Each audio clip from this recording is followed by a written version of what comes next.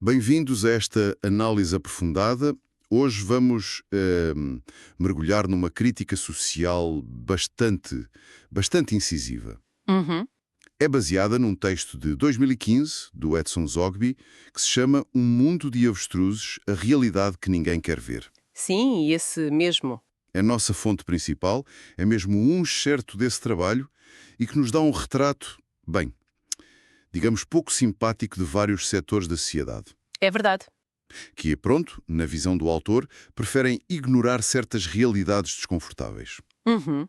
A imagem central é poderosa, não é? A da avestruz, que enterra a cabeça na areia quando há perigo, Vai ser o nosso guia. certo?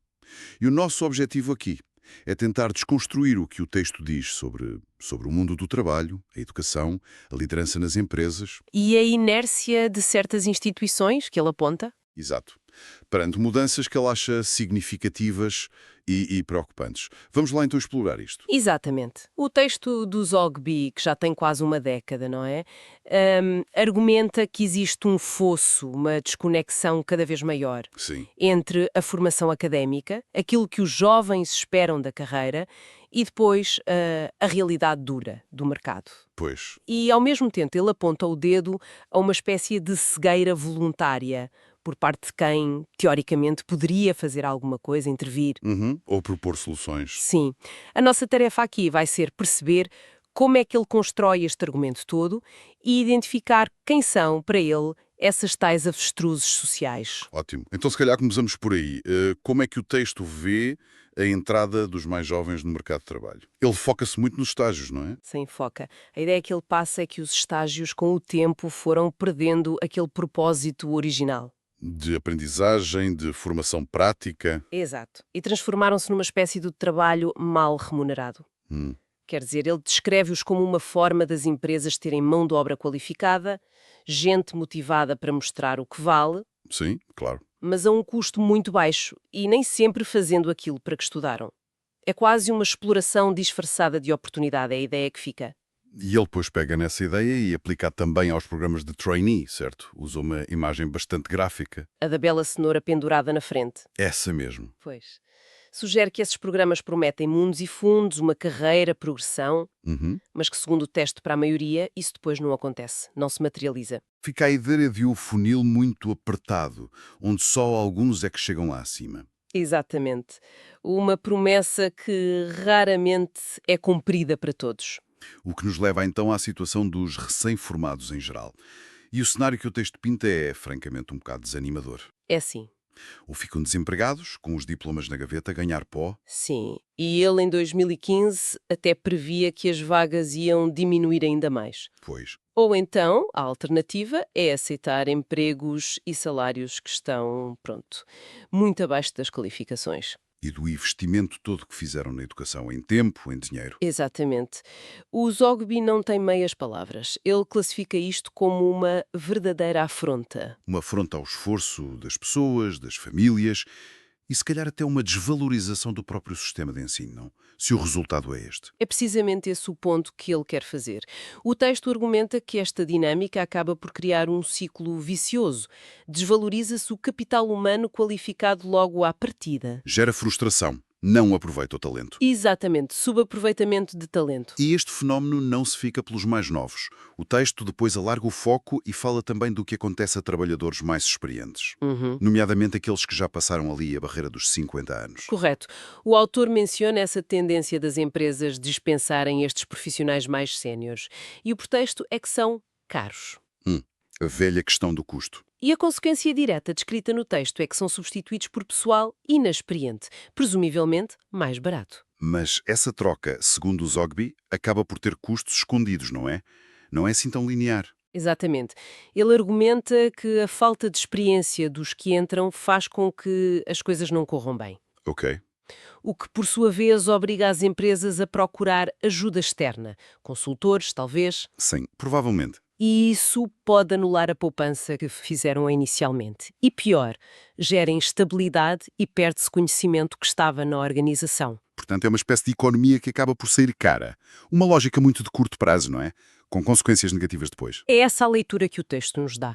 E o que eu acho particularmente interessante é a forma como ele junta isto tudo. Sim. Os estágios precários, as promessas vazias dos trainees, os recém-formados que não conseguem emprego à altura, os séniores dispensados. Ele usa uma metáfora visualmente muito forte para descrever o resultado disto tudo. Qual é que é? Ele chama-lhe uma colcha de patchwork de incompetências, de injustiças e de impossibilidades. Forte. É uma imagem que tenta capturar essa natureza fragmentada, quase disfuncional do mercado de trabalho que ele via em 2015. Sugere falta de coerência, falta de visão. E por falar em visão e em mudanças mais gerais, o texto introduz ali um ponto sobre a evolução da liderança nas empresas, que me chamou a atenção. Ele faz uma comparação histórica interessante. Sim, é verdade. Refere que até ali por volta de 1980, uma percentagem muito alta, ele diz 85%, dos CEOs das grandes empresas vinham da engenharia. Engenheiros.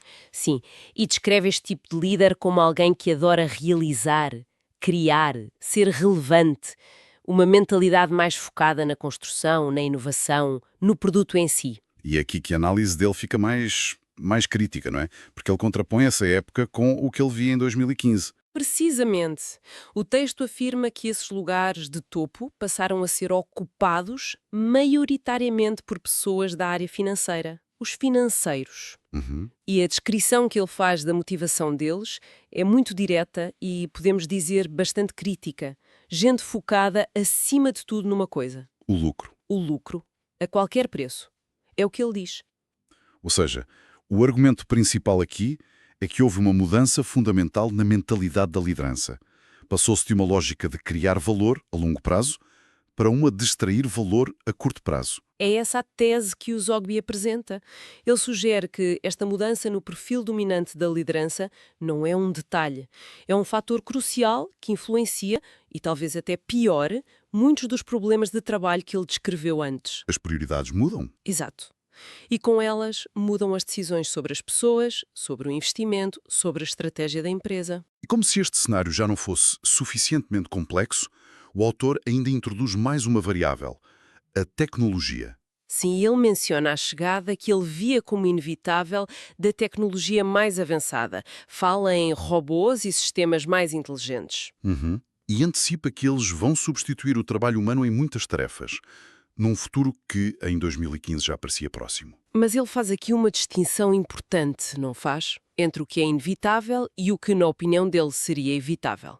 Faz, e essa distinção é absolutamente central para o argumento das avestruzes, a substituição de tarefas por tecnologia, a automação.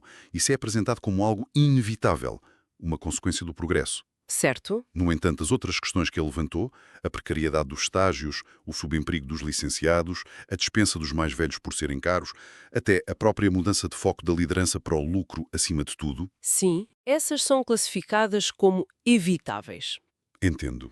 Quer dizer, a tecnologia avança, é um facto. Mas a forma como as empresas e a sociedade lidam com as pessoas, com as carreiras, com a distribuição do valor, isso seria, para o autor, uma questão de escolha, de política, de valores. Exatamente. E é precisamente nesta encruzilhada entre o avanço tecnológico, que ele assume como certo, e as práticas de gestão e sociais, que ele considera opcionais ou até prejudiciais, que a metáfora da avestruz ganha toda a força. Zogby sugere que há problemas sociais e laborais graves que podiam e deviam ser enfrentados, discutidos, mitigados, mas que, em vez disso, muitos preferem ignorar, enfiar a cabeça no buraco, como a avestruz. E quem são então essas avestruzes que o texto identifica? Ele não poupa nas críticas e nomeia vários grupos, não é? Não poupa mesmo. Começa por apontar aqueles que, em teoria, teriam o poder, os recursos, até o mandato, para estudar e achar soluções. Soluções para quê, especificamente? Para o que ele descreve como a incoerência gerada pelas curvas da demografia e do emprego. Ou seja, quem poderia analisar as tendências e propor caminhos, mas que, na opinião dele, não o faz. Falha nisso. E dá exemplos concretos desses grupos? Dá, sim, nomeia especificamente organismos internacionais como a ONU ou a Unesco, Ok. e a crítica é bastante dura.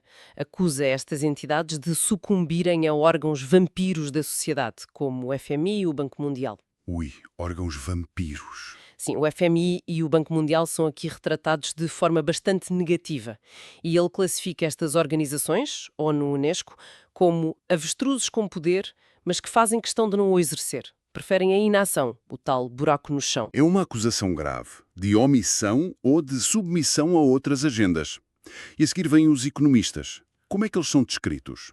Os economistas são retratados de uma forma quase caricatural.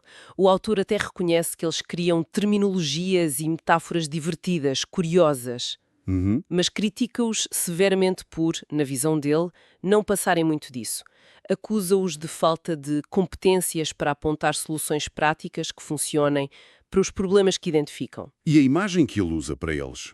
É muito visual e irónica. Diz que são avestruzes que tiram a cabeça do buraco para a selfie, depois voltam à configuração inicial. Ah, boa. É uma crítica à superficialidade que ele lhes atribui ou à desconexão entre a análise teórica e a aplicação prática.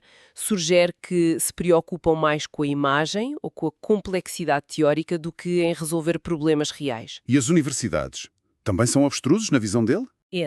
Entram sim. A crítica aqui foca-se numa alegada mudança de prioridades dentro das universidades. Que mudança? O texto acusa as instituições de ensino superior de terem trocado o barulho dos intervalos e dos debates dos professores e alunos pelo som da caixa registadora. Foco no dinheiro. Exatamente. A interpretação é que o foco se desviou da produção e partilha do conhecimento crítico relevante para a sociedade para uma preocupação excessiva com as receitas, com as propinas, com a posição nos rankings internacionais. E negligenciando conteúdos importantes, diz ele. Sim, a provocação final aos líderes académicos é muito direta. Cabeça no buraco, reitor. Percebe-se a crítica à mercantilização do ensino, da investigação, e a lista continua. Quem mais? Continua. O texto aponta depois para os meios de comunicação social e para os políticos. Ok, mídia e políticos. Afirma que os mídia, que ele descreve como sendo concessionados pelos políticos, sugerindo aqui uma falta de independência, Certo. contribuem ativamente para a confusão geral, para a passividade, ao alimentarem o medo e a poluição informacional. Poluição informacional é um termo interessante. E qual seria o objetivo ou a consequência disso? De criar essa poluição? Bem, se ligarmos isto ao quadro geral que o texto está a pintar, a ideia é que esta desinformação, ou o foco em coisas irrelevantes ou assustadoras, cria uma espécie de cortina de fumo. Uma distração. Uma distração, exatamente, que permite aos políticos agir com menos escrutínio, com menos controlo. O texto sugere que, enquanto a população está preocupada ou distraída com outras coisas, os políticos saqueiam o povo constantemente. É uma visão mesmo muito sombria da relação entre os mídia e o poder político. Sem dúvida. E o autor ainda vai mais longe. Afirma que os políticos não só agem dessa forma, como também criam leis que os blindam e protegem do que seria justo.